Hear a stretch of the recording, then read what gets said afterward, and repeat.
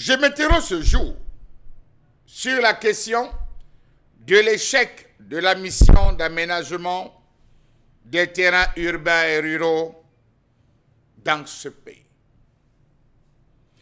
La mission d'aménagement et d'équipement des terrains urbains et ruraux, MAETUR, est un établissement public à caractère industriel et commercial doté de la personnalité juridique et de l'autonomie financière créé par décret numéro 77/193 du 23 juin 1977, modifié et complété par le décret numéro 82/599 du 25 novembre 1982.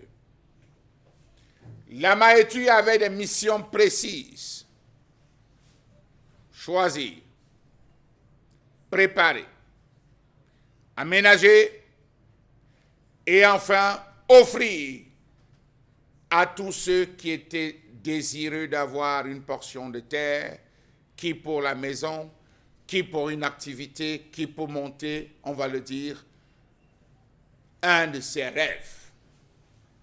Comment comprendre que la MAETUR se soit éloignée de ses principales missions régaliennes, à savoir vendre des terrains fiables et sécurisés aux populations et garantir la sécurité des transactions foncières?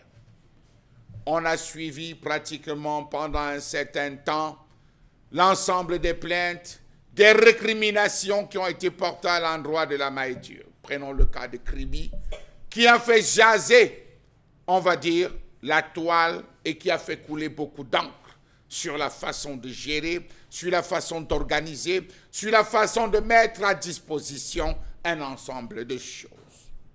Est-ce qu'aujourd'hui on peut dire qu'elle procède encore à ses missions premières, notamment celle de promouvoir la demande et pour le compte de l'État, des organismes publics et parapublics, privés des collectivités publiques locales ou pour son propre compte l'étude et la réalisation des opérations d'aménagement et d'équipement des terrains ainsi que des opérations de restructuration des quartiers existants? Il n'y a pas longtemps, on a appris qu'elle va procéder au bornage de la zone Nilon. Elle va faire un travail remarquable dans cette zone de bornage, même si cela soulève encore plein d'interrogations. Elle avait pour mission d'étudier et de réaliser des infrastructures d'assainissement, de drainage, de voirie et des réseaux divers des terrains équipés ou aménagés en liaison avec les services techniques compétents. Le fait-elle encore aujourd'hui? Travaille-t-elle encore à ces différentes missions? Question. Elle avait une autre mission, de lotir et de commercialiser les terrains, sauf si le bénéficiaire en décide autrement, ce qu'on appelle entre guillemets le droit de préemption. Je le dis et je ne dis plus rien. D'étudier et de réaliser les équipements publics à l'intérieur des zones à aménager. De participer dans ces zones au contrôle de la conformité des projets avec les dispositions pour chaque zone à aménager. D'étudier et de réaliser les équipements publics à l'intérieur des zones à aménager. Prenez toutes les zones. Y a-t-il un complexe sportif là où ça a été aménagé par la MAETUR? Y a-t-il des espaces verts où les gens peuvent se divertir? Y a-t-il des objets de lieux touristiques où on peut s'évader? Question. D'assurer l'entretien de certains réseaux et de certains équipements lorsqu'ils ne sont pas confiés à des sociétés concessionnaires ou à des collectivités. Comment comprendre l'ensemble des scandales qui ont entaché l'honorabilité de cette institution? Selon la Commission technique de réhabilitation des entreprises du secteur public et parapublic, par exemple, les remboursements des avances réclamées par les clients du fait des litiges fonciers ont atteint 1,2 milliard de francs CFA au cours de la seule année 2019. C'est un exemple qu'on prend. Allez savoir là où on se retrouve à ce niveau. Soyons rationnels. En 62 ans, nous avons eu 12 000 logements de la SIC. Les promesses à venir du président de la République pourraient-elles être réalistes et réalisables par ses gouvernants? Une autre question. 10 000 logements sociaux nous avait-on promis d'ici 2020. 80 000 logements prévus pour la coopération marocaine, dont 1 500 à Ikounou, 3 000 à Douala, 6 000 logements habitables sur 2 ans. On se retrouve aujourd'hui à ceci que pratiquement le foncier pose un énorme problème dans les zones où la MAETUR est censée être. Qu'est-ce qui fait problème? Les gens installés sur cette zone, les collectivités territoriales, peut-être la Maïtur qui ne fait pas son travail. On se demande donc combien, avec ce qui est déjà aménagé, combien de pauvres Camerounais de bas-fonds de nos bidonvilles peuvent s'octroyer une parcelle de l'ordre de 5 ou 6 millions proposés par la Maïtur. J'y ai fait un tour, j'ai discuté avec certains responsables, eh bien je peux vous rassurer que les prix, ça ne blague pas. Était-ce les véritables prix ou alors on a créé une affaire dans l'affaire de l'affaire? D'ailleurs, où est passé le budget de 348 milliards qui était destiné au programme gouvernemental de 1000 logements de 5000 parcelles aménagées qui couvraient les principales villes du pays selon la répartition spatiale suivante.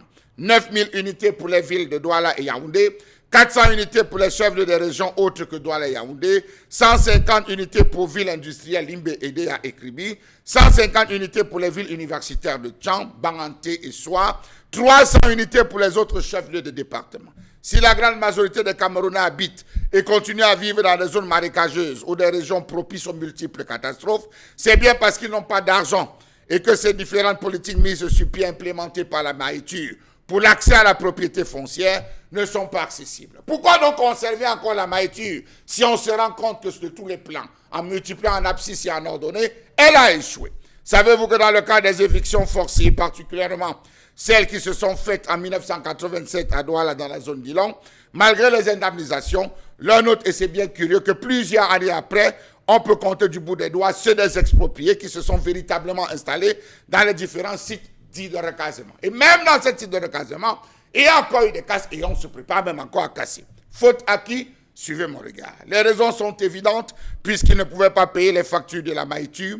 Ils ont revendu au gros bonnet leur lot pour aller s'installer ailleurs dans de nouvelles zones marécageuses. Mais cette fois-ci, avec de l'argent pouvant les servir à se payer les frais d'un nouveau site et d'y construire une case. D'ailleurs, la Maïtur vient d'annoncer qu'elle va procéder au bornage des parcelles dans les zones de restructuration de Nilong et la mise en valeur des quartiers Souboum, Oyak 2 et Tergal, 3 quartiers de l'arrondissement de Douala 3. Ça pose encore un autre problème. Qu'est-ce qui se cache derrière? Quels sont ceux qui ont des intentions? Dans tous les cas, ces 3 quartiers de la capitale économique du Cameroun bénéficieront des travaux portant entre autres sur l'élaboration d'un plan d'exécution du parcellaire, l'ingénierie sociale, la fourniture, poser et lever des bornes, entre autres. D'après la Maïtur, maître d'ouvrage, le coût prévisionnel de l'opération au terme des études préalables sera de 43,6 millions de francs CFA pour le lot 1 de ce projet qui concerne les quartiers Souboum, Oyak 2 et une enveloppe de 54,2 millions de francs CFA destinée au lot 2 affecté au quartier Tergal, soit un total cumulé d'environ 100 millions de francs CFA. Oui, c'est bien beau, sauf que là où on attend la Maïtur, elle n'y est pas.